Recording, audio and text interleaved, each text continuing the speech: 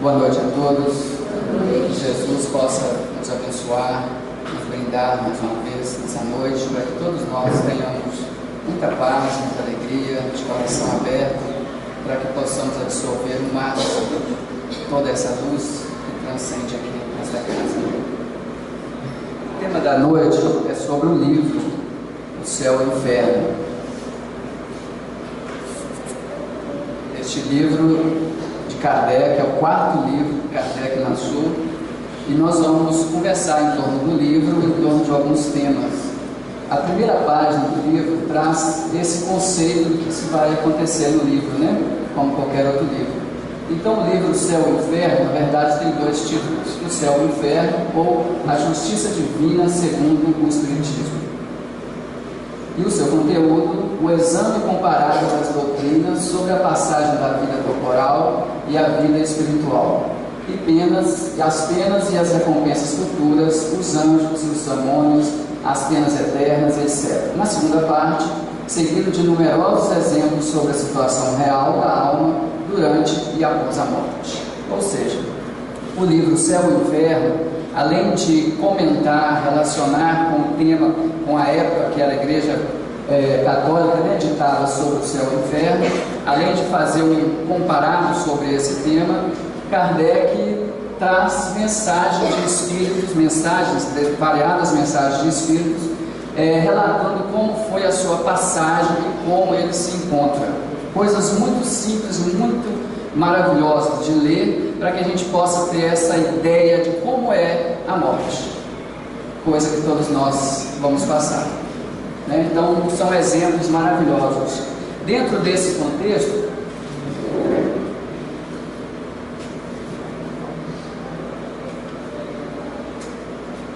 dentro do Espiritismo, né, tem as 5 obras do Espiritismo: o Livro dos Espíritos, 1857, 1861, Livro dos Médios, 1864, o Evangelho, o quarto livro, 1865, Céu e Inferno, e o quinto, a Gênese, 1868. E eu coloquei aqui Kardec desencarna em 69, para a gente fazer uma correlação ali, que são 13, por volta de 13 a 16 anos, Allan Kardec trabalhou, colaborando para o avanço da humanidade, trazendo para a gente as informações do mundo espiritual, compilando a doutrina dos espíritos, ou o espiritismo.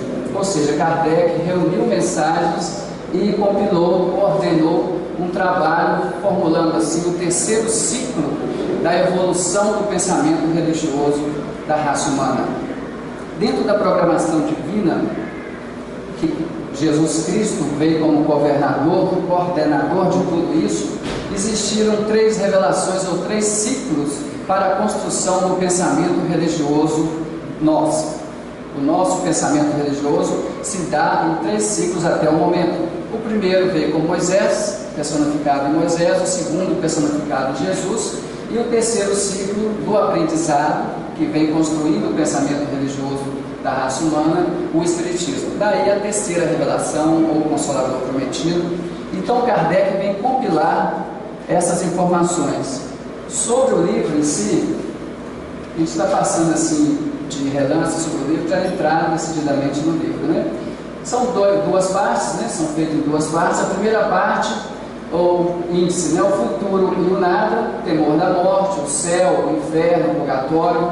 E Kardec, nesses capítulos, nesses iniciados aí, ele faz uma correlação do que existia de teoria ou de tese na época, com o que apresenta uma nova ideia, uma alternativa, uma lógica raciocinada que ele trazia com o Espiritismo.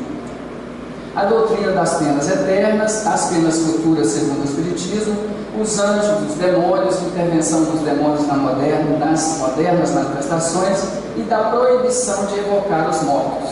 Então, essa primeira parte, Kardec faz um relato de incoerências e coerências dentro do que se apresentava até o momento, que era a religião católica, e outros conceitos filosóficos, né, teólogos, apresentando essa alternativa que o Espiritismo, que os Espíritos traziam, através de sua colaboração, colocando em livros, que os Espíritos traziam, fazendo uma alternativa um pouco mais lógica, tendo por base constantemente tendo por base qualquer anunciado do Espiritismo, em qualquer fundamento que o Espiritismo se apresentar, a base principal é que Deus é bom, infinitamente misericordioso, justo para com todas as coisas e paira nas nossas relações como não só o Criador de todas as coisas, mas aquele que continua ao nosso lado, fazendo com que toda a nossa evolução seja pairada sobre as suas ordens, sobre o seu comando.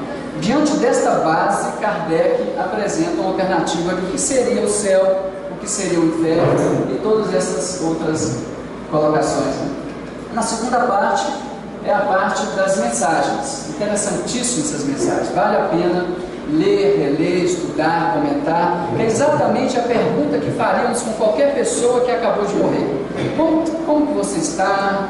Está sentindo dor? Como é que foi? Você esqueceu? Apagou? Como é que foi? Quando desenrolou a morte? Até onde você tinha? As perguntas naturais que faríamos com qualquer pessoa, Kardec fez para os espíritos, claro, coordenado na sua reunião mediúnica, coordenado por Santo Agostinho, que era o diretor, coordenador da reunião mediúnica de Kardec. Tem casos interessantíssimos, casos cômicos, casos inteligentes, porque diante das mensagens, e não foi só essas que estão publicadas no livro Céu e Inferno, porque tem na época Kardec fez a Revista Espírita, entre várias outras mensagens que não estão no livro. E tem certas mensagens, diante das mensagens, ele começou a classificar ou qualificar que tipo de espíritos eram aqueles: espíritos suicidas, espíritos inteligentes, espíritos puros, espíritos nobres, espíritos sofredores, espíritos que não sabiam que tinham morrido. São várias mensagens de todos os níveis, e Kardec começou a correlacionar, a classificar esses homens ou esses espíritos, esses homens desencarnados, para ficar de forma didática e melhorada, para que nós pudéssemos ver tudo isso com facilidade. E diante disso,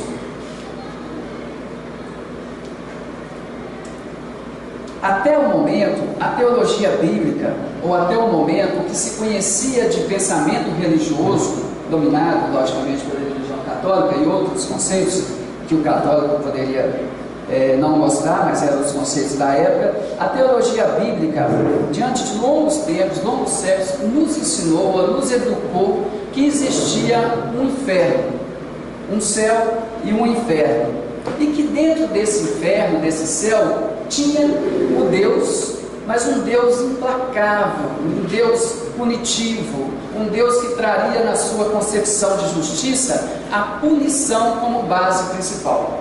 Essa foi, até o momento, a educação que tivemos ao longo dos séculos e séculos. Nada errado, certo, mas é o que foi apresentado para todos nós até o momento. Mas uma das leis de Deus, uma das leis mais sublimes de Deus, é a lei do progresso. Tudo está progredindo, tudo progride. Basta vermos como acontecem as coisas. Uma criança, na hora que acaba de sair do ventre, quando acaba de nascer, ninguém dita para aquele ser, ou para aquele ser biológico, que ele precisa crescer. Automaticamente cresce. Automaticamente cresce. Ninguém diz para a semente que ela tem que explodir, desenvolver, sair debaixo da terra para crescer. Automaticamente cresce. Faz parte da lei do progresso. Indubitavelmente, todos nós, toda a raça humana, toda a constituição geológica, todos os planetas, tudo que nós possamos conhecer está em plena evolução, em pleno crescimento. E esse crescimento, ele se dá em todos os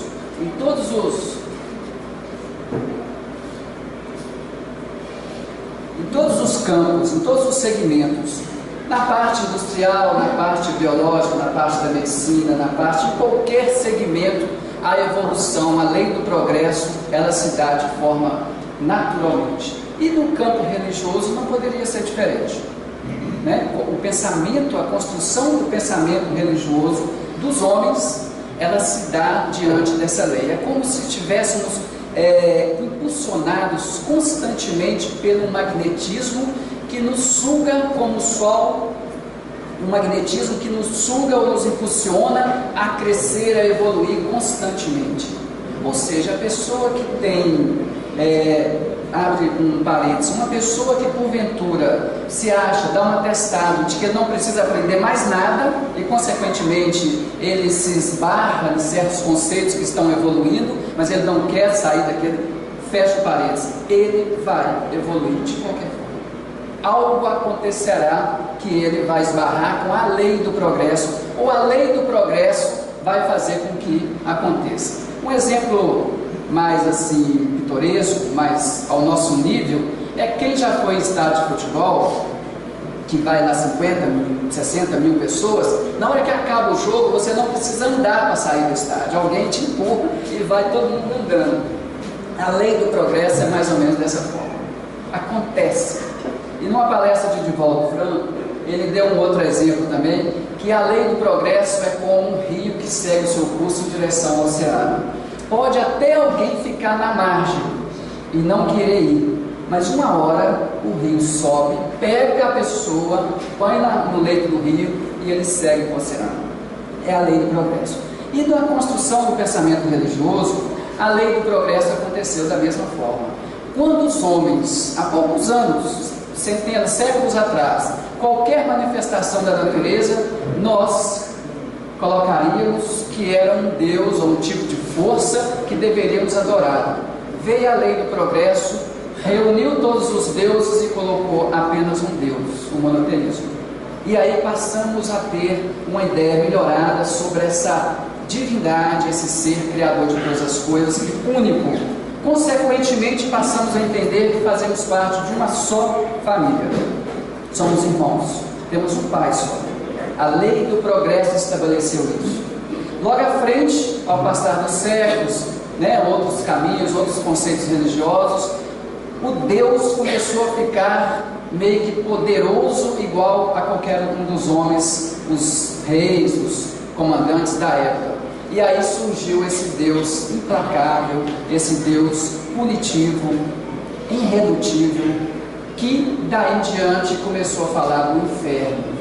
Que qualquer pessoa que vivesse 30, 40, 50, 60 anos e cometesse um erro, ou cometesse vários erros, essa pessoa viveu no máximo 80 anos, cometeu vários erros, ele estaria eternamente fadado a sofrer no inferno.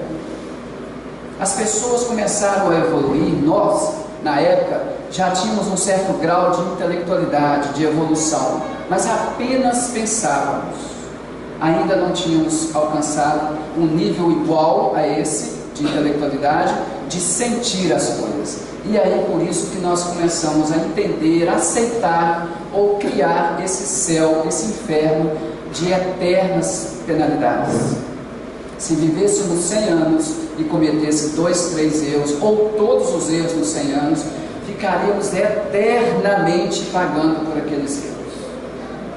E ficaria muito simples se na época pudéssemos sentir, além de só pensar. Porque quem cria um tipo de conceito desse é que avançou demais no pensamento, no raciocínio. Como até hoje ainda tem pessoas muito avançadas no raciocínio, mas não consegue sentir no mesmo grau de que avançou intelectualmente. E aí criamos esse inferno. Aí perguntaríamos, qual mãe conseguiria gozar da felicidade no céu, sabendo que o seu filho está penando eternamente no inferno? Que inferno, que criação imaginária é essa que consegue separar quem ama? Conseguiria essa mãe ficar feliz no céu? E mais, se conseguíssemos sentir um pouco mais na época, esse conceito é menor do que o conceito dos homens, porque aqui ou na época, uma pessoa tinha um certo crime, ele era julgado, nos dias de hoje também, é julgado, condenado, se for o caso, e paga a sua pena de acordo com o grau do delito e o teor do delito. Seria Deus pior do que nós no julgamento? Porque nós estaríamos eternamente pagando por um erro, 2 erros. Os homens conseguem fazer um inferno melhorado, mas infelizmente foi criado esse Deus implacável e deu sequência a esse inferno, que mais seria um cárcere, uma prisão, um calabouço, com água fria, com as piores imaginações, né? Escuro, fedendo, ou então, como se diz até hoje, quando alguém quer brincar com outro, no fogo do inferno, mas coloca até que é mármore, né? Não coloca ardósia não, porque a pessoa não fala. Um mármore, queimando o mármore do inferno, quente, com água quente. Nem água fresca não podia ter, tem que ser água quente. Essa imaginação é que foi dando lugar aos homens na época, e até hoje, infelizmente, alguém ainda pensa assim. Mas o progresso existe. É a lei mais sublime de Deus. Ninguém fica parado. Todos nós estamos evoluindo. E a lei do progresso também chegou nesse nível, que no século passado, no século XIX, a lei do progresso pede para que a humanidade, um pouco mais avançada intelectualmente e arrastando no sentido das emoções, avançando no sentido das emoções, o planejamento divino, na qual Jesus é o governador, que tem como objetivo final a implantação do reino de Deus nos corações dos homens. Esse planejamento, esse projeto, esse plano de Deus para cada um de nós implantar o seu reino nos nossos corações, fez com que no século XIX Jesus enviasse a doutrina espírita, e aí mudou completamente. Poderíamos dizer que a doutrina espírita tem uma roupagem do século XIX, tem uma roupagem de um conceito de iluminismo, ideias melhores, avanço na tecnologia, avanço nos conceitos religiosos, avanço nos conceitos científicos, mas a doutrina espírita apenas tem essa roupagem. A doutrina espírita vai ser estudada mesmo daqui 200, 300 anos. Nós vamos, nesse item só do céu e inferno, nós vamos ver o que acontece. Então, com a criação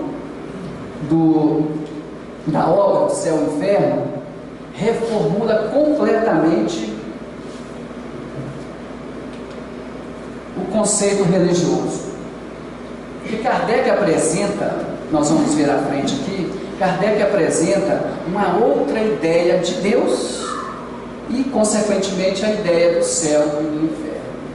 Recuperou a ideia cristã de um Deus Pai, porque diante do que apresenta a doutrina espírita, diante do que apresenta o livro Céu e Inferno, Kardec, aquela ideia que Jesus colocou, que Deus é infinitamente amoroso, que Deus é infinitamente misericordioso, e que Deus é como tem num texto bíblico, que diz o seguinte, nas velhas escrituras, em Ezequiel capítulo 23, versículo 2: eu juro por mim mesmo, disse o Senhor Deus, que não quero a morte do ímpio, mas quero que o ímpio se converta, que deixe o seu mau caminho e que viva. Kardec, com a obra Céu e Inferno, ele traz essa noção da divindade, do nosso Pai, do nosso Criador. Um Deus de infinito amor, de um Deus de infinita sabedoria, de um Deus que é profundamente comprometido com a nossa transformação moral, com a nossa regeneração espiritual e, sobretudo, um Deus educador. A todo momento, Deus, se bem sentido, ele transforma num conceito de educador. Quer ver uma frase dita por Emmanuel sobre isso? Sabe quantas oportunidades teremos para refazer o nosso caminho? Se equivocamos, se erramos, se tivemos uma encarnação de delitos, se estamos hoje mergulhados em equívocos. Sabe quantas oportunidades teremos para recomeçar, retomar e alcançar, adquirir uma evolução? Todas. Todas. Encarnado ou desencarnado, teremos todas as oportunidades que precisarmos para melhorar o nosso destino, alterar definitivamente o nosso destino. Tem um texto desse livro, é pequeno, mas valioso, o último item desse livro, no titulado Amor, que Emmanuel coloca para a gente o seguinte: eu peguei só dois itens do texto. O verme é amado pelo Senhor, o verme é amado pelo Senhor, que Ele concede milhares e milhares de séculos para levantar-se da viscosidade do abismo, tanto quanto o anjo que o representa junto ao verme. Traduzindo, Emmanuel quer dizer que desde a nossa criação, no verme, Deus já nos ama. Até o momento que chegarmos a ser espírito puro. Diferente dos nossos conceitos, ainda mais na empresa, né?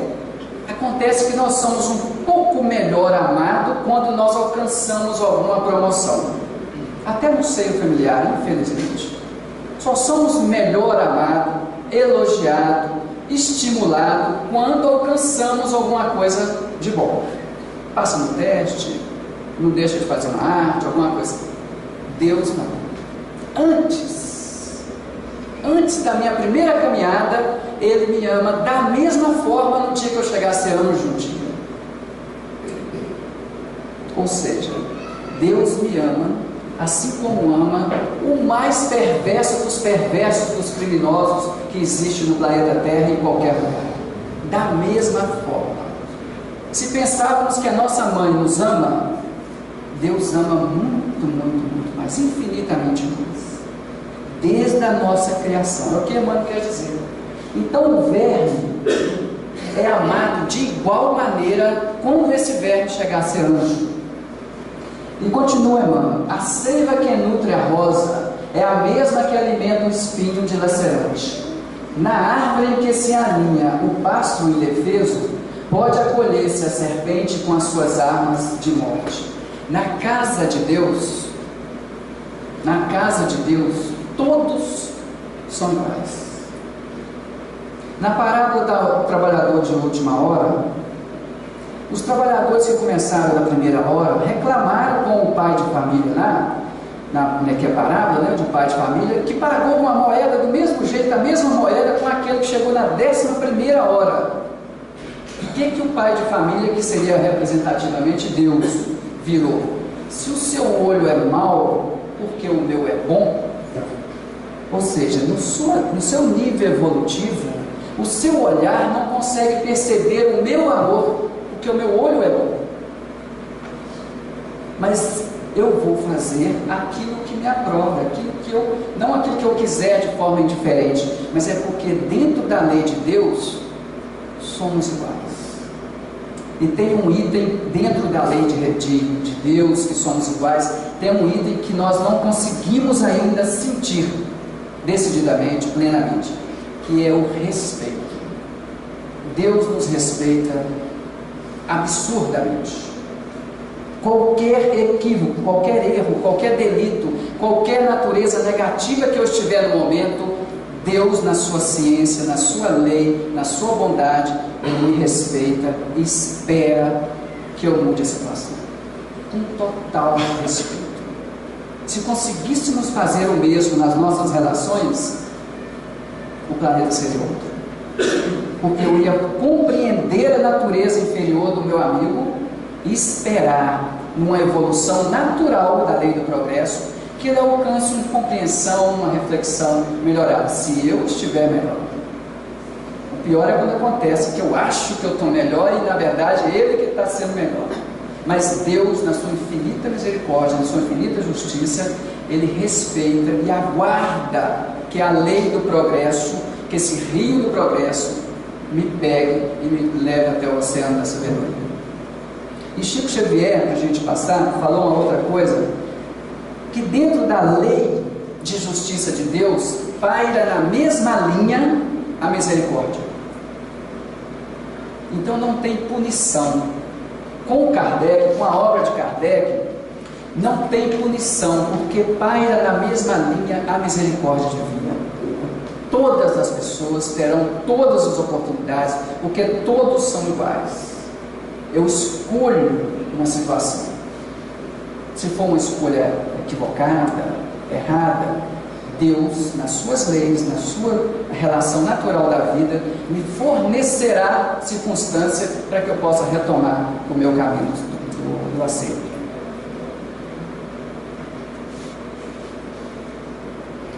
E dentro desse conceito, para completar, se estamos no caminho ou equivocado, ou escolhemos alguma circunstância equivocada, tenhamos certeza dessa bondade de Deus, dessa oportunidade de Deus, mas tenhamos certeza também, somos maiores do que os nossos erros. Um dos pontos capitais, fundamentais, que eu faço assim, vou olhar o relógio que essa nota. Dentro do conceito do estudo sobre obsessão, uma das presas principais que o obsessor consegue penetrar é o sentimento de culpa. Então, somos maiores que os nossos erros. O primeiro ponto no livro Pensamento de Emmanuel, quando alguém resolve, por esforço, retomar o caminho do bem, largar aquele caminho que está atrapalhando a sua evolução, o primeiro item é o arrependimento. O segundo item é não guardar sentimento de culpa, seguir em frente, porque na lei de Deus ele não olha. O que Jesus fez quando apresentou a mulher adúltera? E que na época era por lei que poderia e deveria apedrejar uma pessoa que era pega em adultério, no intuito de sanear, de limpar o ambiente. Hoje poderíamos falar assim, olha que hipocrisia, mas era lei, nós fazíamos isso. O que Jesus fez? Eu não te condeno. E Jesus era puro. Quando ele disse, quem estiver sem pecado, atire a primeira pedra, fazendo um ato psicológico para que a pessoa refletisse que ele não tinha direito de fazer aquilo. E Jesus, na sua pureza, se fosse continuar se só pensássemos e não sentíssemos, mas graças a Deus já evoluímos, nós todos, hoje nós conseguimos sentir e pensar, talvez na mesma bagagem, né? Nós conseguimos, se só pensássemos, nós entendêssemos, então quem é puro podia tirar a pedra. Jesus, na sua pureza, não condenou, porque é da lei de Deus. Essa é a lei de Deus. Então não fiquemos parados porque erramos, sigamos em frente.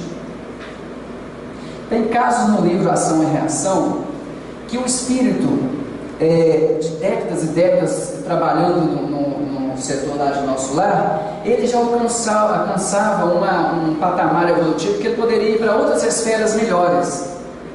Aí ele chega para os conselheiros, né? Falando mais rapidamente, chega para os conselheiros e analisa que ele poderia ir para esferas melhores e tal. Aí chega um amigo dele de longas e longas datas, séculos, e diz para ele assim: se você seguir, você tem todo o direito e pode, mas você tem um delito de 200 anos atrás e você vai ter que refazer. Espírito de escola. Aí, contando isso para a gente exemplificar que quando uma pessoa, também Emmanuel diz isso no livro Roteiro, quando alguém está no trabalho do bem, mesmo que ele seja delituoso ou criminoso, manda a lei de Deus que fique de lado os seus delitos, os seus equívocos, para que ele siga no trabalho do bem. Lá na frente, ele retorna e alcança. Assim é a lei de Deus. Então não vamos, todos nós, nos desgastar com os nossos equívocos. Arrependemos, como diz João Batista antes de vir Jesus. Mas sigamos em frente. O que é da lei de Deus? As oportunidades. A lei de amor de Deus é lei de oportunidade. E diante desses erros, é importante a gente colocar a nossa vulnerabilidade. O quanto nós somos vulneráveis. Numa palestra de Haroldo, que eu me apoio assim, 80% do que eu falo nas palestras de Haroldo. Numa palestra de Haroldo, ele coloca o seguinte: o inferno é como um UTI de um grande hospital. Porque existe um inferno. Não um inferno imaginário, um cárcere, imundo, sujo, molhado, frio, mas um inferno. Se 200 espíritos estiver pensando em crime, estabeleceu-se geograficamente um inferno. Se 300 espíritos se reúnem por magnetismo, todos pensam só em reclamar, reclamar, reclamar, estabeleceu-se um inferno. É o inferno no espiritismo. Mas Vejamos só, o mal é uma doença, um vírus poderoso, de fácil contaminação, de ser infectado. Basta um leve contato com a maldade. Se não estiver vigilante, em alguns segundos você se contamina e age como um perverso, um homem perverso e maldoso. É só olhar o nosso dia de hoje, ou o dia de ontem, qualquer dos dias, que a qualquer momento somos vulneráveis. O mal é como um vírus. Se eu saio na rua depois de fazer uma palestra e alguém me agride, se eu não estiver vigilante, eu vou fazer e acontecer na mesma faixa vibratória daquele companheiro, ou pior, porque ainda estamos muito vulneráveis.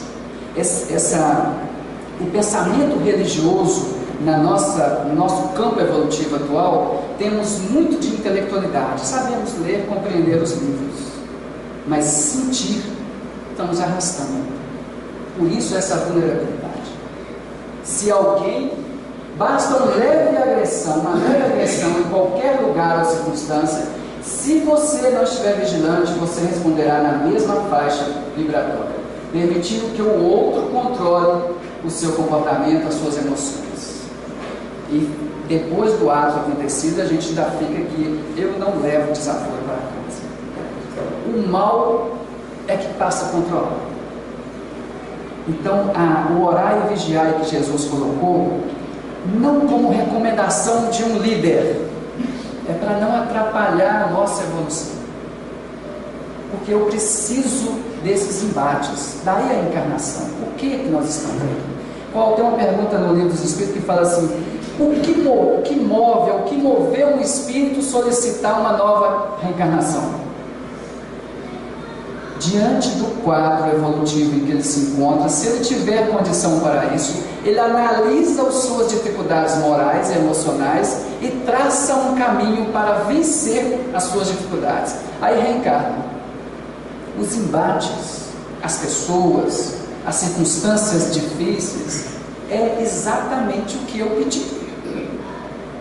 É exatamente junto com o meu anjo guardião, sentamos numa mesa redonda, eu tenho esse defeito, então eu quero passar por isso, eu quero fulano perto de mim, eu que programo.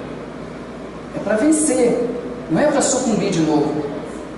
Mas se sucumbir, nós teremos todas as oportunidades possíveis. Mas tem um item que é o item único que a gente colocou, que vai colocarmos aqui sobre o livro Céu e Inferno. Mas é o item que transformou todo o pensamento religioso sobre o tema céu e inferno. E nos coloca, nos projeta num campo de responsabilidade absurda. Quando Kardec, no item 7 da primeira parte, Penas Eternas, ele traça um código penal da vida futura. Existe lá um código, uma lei, Constituição. Existe uma Constituição, Código Penal. São 33 itens, artigos. Trouxe só 3. Não vai ficar à noite aqui. Trouxe só 3. Mas olha só o que diz Kardec. E Kardec, quando elaborou toda a doutrina espírita, ele não estava no escritório de ar-condicionado, WhatsApp, Face e computador, não. Foi escutando os espíritos. Nas reuniões programadas e coordenadas por Santo Agostinho, ele foi reunindo conversas de pessoas desencarnadas e recebendo do mundo todo informações do mundo espiritual. E mais ainda, como didático, um professor, ele lançou artigos e revistas e outros artigos e publicou em vários setores da camada social da época, em outros países, para receber informações. Ou seja, ele pesquisou os dois mundos, o encarnado e o mundo desencarnado. E diante dessa pesquisa, ele elaborou esse artigo, esse Código Penal da Vida Futura. Ou seja, o que eu vou encontrar depois da morte? A alma ou o espírito sofre na vida espiritual as consequências de todas as imperfeições das quais não se despojou durante a vida corporal. Seu estado, feliz ou infeliz, é inerente ao grau de sua depuração ou de suas imperfeições. Então nós sofreremos as consequências das nossas imperfeições.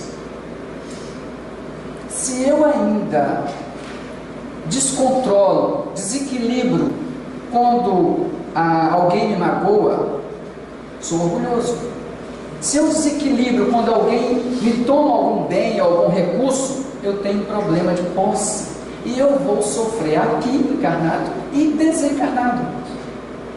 Mas se eu já sou livre dessas questões, uma ou outras questões, como por exemplo, uma vez perguntou para Gandhi se ele perdoa as pessoas que bateram nele, fizeram um monte de coisa.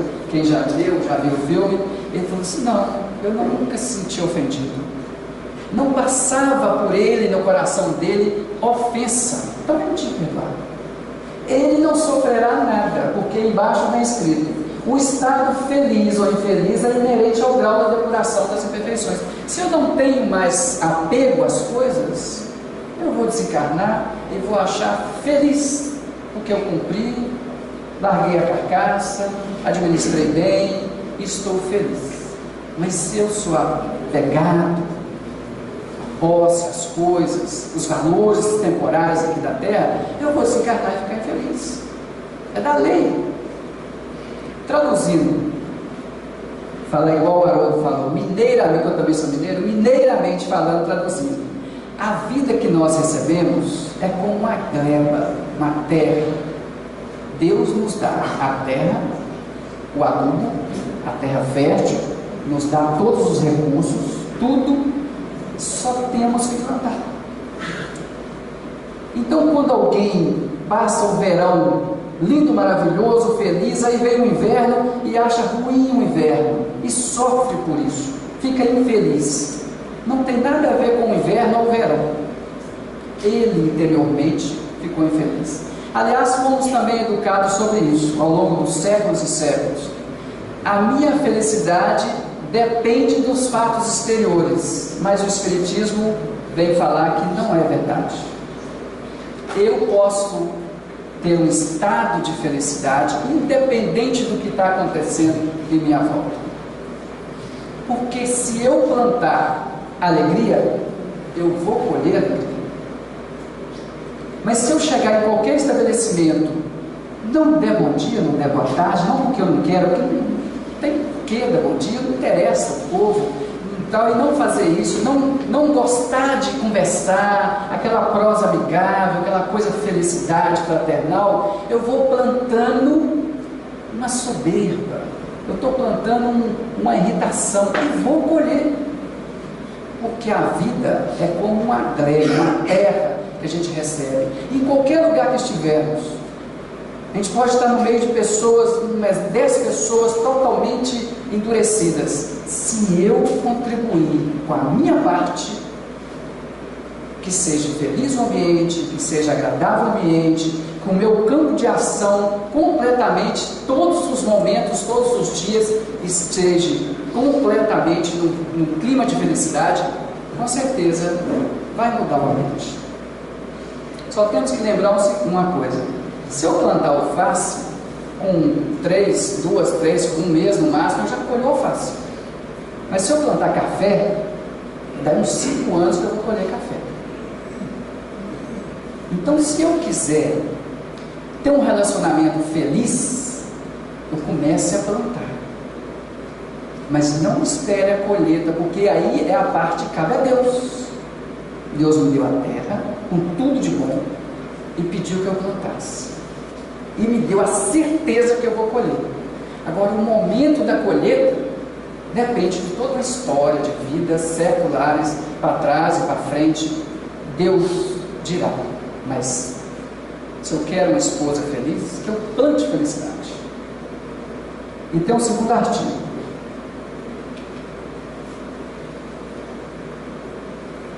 a felicidade perfeita está ligada à perfeição. A felicidade perfeita está ligada à perfeição. Quer dizer, a depuração completa do espírito. Toda imperfeição é, ao mesmo tempo, uma causa de sofrimento e de privações de prazer. Do mesmo modo que toda a qualidade adquirida é uma causa de prazer e de atenuidade dos sofrimentos. Traduzindo, Eu quero um relacionamento feliz, que eu vire anjo e transforme a minha esposa em anjo, porque aí seremos perfeitos. Se a gente tiver uma menor que seja vício, imperfeição, alguma dessas não virtudes, o relacionamento não vai ser de felicidade, é da lei. Que eu plante. E tem no livro Consolador de Emmanuel, perguntando sobre os homens de gênio, homens inteligentes e tal. Aí Emmanuel responde, até parece que ele estava chateado de tanta pergunta, né? Que o livro Consolador é uma reunião mediúnica que foi feita e foram fazendo perguntas para Emmanuel. Aí ele respondeu assim: um gênio se dá por séculos. Espírito nenhum chega a ser um gênio na arte, na literatura, na física, na química, qualquer que seja o segmento, de uma encarnação. São séculos de esforço, de aprendizado, de luta. Agora mesmo, semana passada, passou uma reportagem que existiu uma cirurgia que teve semana passada de um homem lá, se não me engano, nos Estados Unidos, todo defeituoso do rosto. Aí eles usaram uma impressora de 3D e fizeram uma maquiagem como o doador de uma pessoa que tinha desencarnado, não sei como, né, não entendo. Pegaram o que tinha do rosto da outra pessoa, colocaram e fizeram o implante ou a cirurgia de plástico, alguma coisa assim.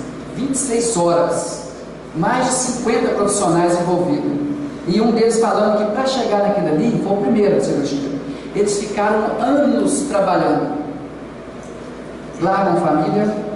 E a gente está falando que cientista não gosta de Deus, não acredita em Deus, fica falando mal. Não tem família, não tem sossego, não tem vida, não tem WhatsApp, não tem nada. Eles trabalham em função da humanidade. Em função da humanidade. Tem pessoas que passam a vida inteira para inventar uma coisa que vai transformar toda a humanidade. Esses são gênios, trabalhos de séculos. E a gente, como diz o caso do Nó de Andrade, quando tem uma pedrinha no caminho, a gente esbarra, reclama e fala: não mereço. Uma pedrinha. E a pedrinha que eu pedi para estar no caminho, antes de reencarnar. Então a felicidade completa, ela está ligada, diretamente proporcional, quem lembra de matemática em segundo grau? Diretamente proporcional à perfeição. Enquanto eu não estou perfeito, eu não vou ser feliz plenamente. Mas isso não é para desanimar, é o contrário, é para a gente se esforçar cada vez mais em diminuir as nossas mazelas, porque enquanto eu tiver vício morais ou materiais, eu vou ser imperfeito, ou eu vou ser infeliz.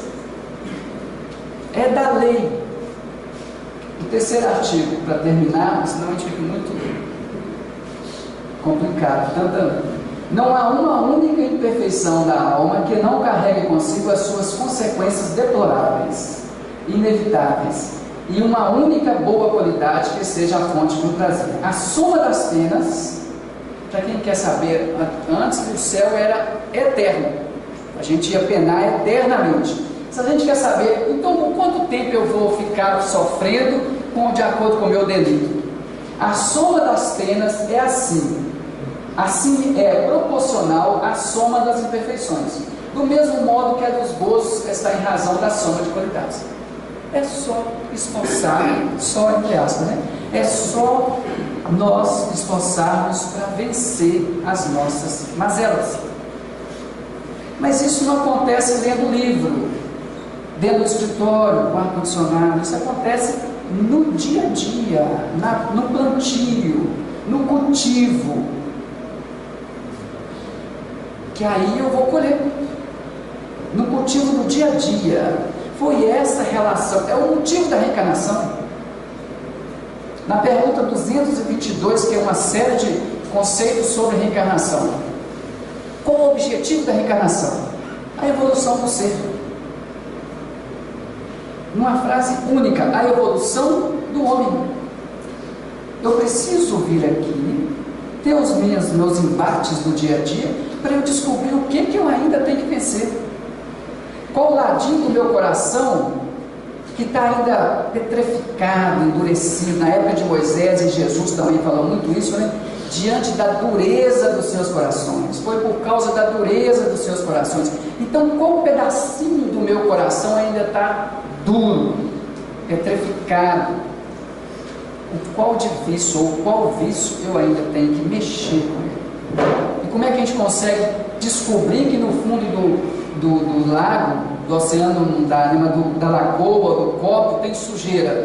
Mexendo. Então é preciso, esses embates são naturais e foram solicitados por nós mesmos.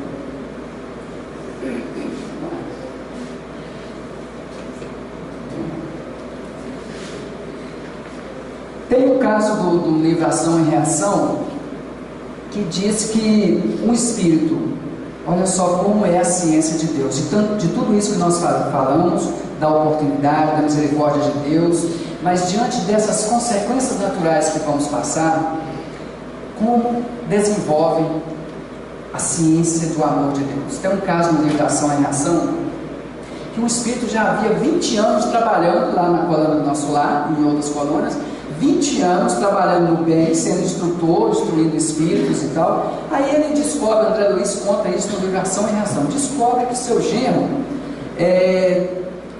estava numa boate, e a sua filha, que ainda os dois encarnados, estava prestes a desencarnar com doença e tudo, e ele traindo a sua filha lá na boate. Aí ele vai lá na boate, 20 anos trabalhando no bem. Chegando lá, ele foi com o André Luiz para ver como que poderia melhorar a situação.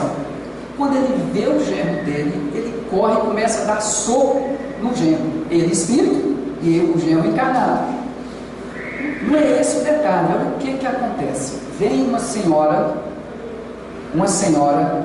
e chega para ele e diz: não, meu filho, não é assim que você vai conseguir. Tenha mais calma, vamos com amor, vamos lembrar de Jesus. Uma senhora. Sabe qual a situação dessa senhora? A missão dela? Ficar ali todos os dias, espírito de escola, para quando alguém começasse a refletir, encarnado ou desencarnado, naquele ambiente, que ele deveria melhorar a situação evolutiva dele, ela acolhia, socorria e levava para as colônias melhores. A função e a missão dessa pessoa, desse espírito. Só quem ama consegue ficar num ambiente desse. E no mundo dos chamados umbraus, os infernos, né, poderíamos colocar no espiritismo, essas colônias negativas, onde reúnem pessoas no crime, na maldade, na mentira, na calúnia e tal, nessas colônias existem colônias de socorro também ali. Último caso, no livro Nosso Lar, André Luiz, filho de um fazendeiro bem-sucedido, muito dinheiro, mandou André Luiz para a capital lá de São Paulo, e aí fez medicina e tal, médico, aquela coisa toda, desencarna, todo mundo já leu o livro, sabe do filme, desencarna, fica 8 anos no umbral. O pai dele, muito bem-sucedido, além da mãe, que desencarnou primeiro, ele tinha 2 amantes ao longo da vida, né? Conjugal deles. Tinha 2 amantes. Lá pelas tantas desencarna todo mundo. André Luiz, 8 anos no umbral, o pai dele na zona umbralina também, em diferente lugar, com as 2 amantes. Aí lá pelas tantas, André Luiz já cidadão do nosso lar, recuperado, refeito, totalmente espírito, já ditando os livros e tudo, vem a mãe dele visitá-lo, que morava numa esfera superior à do nosso lar. Aí depois de conversa, André Luiz: e o papai? Ah, meu filho, desde o seu retorno à pátria espiritual, eu o acompanho dia a dia. E ele encontra-se com as 2 nossas irmãs. E André Luiz já ficou assim. Não era amante? Qualquer um de nós falaria irmã. Ele percebeu o nível evolutivo da mãe dele. Desde quando ele voltou do mundo voltou para a pátria espiritual, eu o acompanho junto das 2 nossas irmãs para salvá-los. E ele calado ficou sem poder conversar. E ela continua: nós vamos retornar. Eu vou reencarnar e você novamente vou receber o seu pai como esposo, e as nossas irmãs serão nossas filhas. Essa é a didática de Deus. Paira na mesma linhagem a justiça de Deus e a misericórdia. Ninguém ficará. Todas as ovelhas vão ser salvas. As duas serão recebidas. E esse espírito, já que não foi de um estado, foi de séculos para conseguir a evolução, receberá as duas irmãs como filhas e o esposo novamente, os três espíritos, para ajudá-los no seu caminho evolutivo. Essa é a didática de Deus. Resolve as questões negativas com o processo do amor. É o que temos hoje em nossa casa, em nossa cidade, no nosso país, o que aconteceu lá na França. Deus ama aquelas pessoas igual me ama. Não tem diferença, somos iguais. Terão oportunidades todas para mudar o seu jeito de ser e de pensar, assim como tivemos, assim como teremos, porque na didática de Deus não tem o aniquilamento do ser, não tem a permanência da dor, tem oportunidade do amor. Isso é a divindade, esse é o código, esse é o céu que Deus nos promete, e é o inferno temporário que, se a gente quiser permanecer, nós permaneceremos, mas sempre teremos ajuda para alcançar uma emoção melhor. O céu e o inferno nós carregamos com os nossos olhos. Se eu tenho o inferno nos meus olhos, saindo do coração, eu só vejo demônio. Tudo é ruim, tudo é demônio. Mas se eu procuro ter o céu no meu coração, transfere para os olhos, tudo eu vou dar graça, como diz Paulo. Tudo eu vou procurar saber o que de bom, porque tem, tudo é de bom. Todos estamos nós recebendo constantemente as melhores oportunidades do crescimento, para que a gente instale o céu em nós, o reino de Deus nos nossos corações. E é o que a doutrina nos projeta. Obrigado.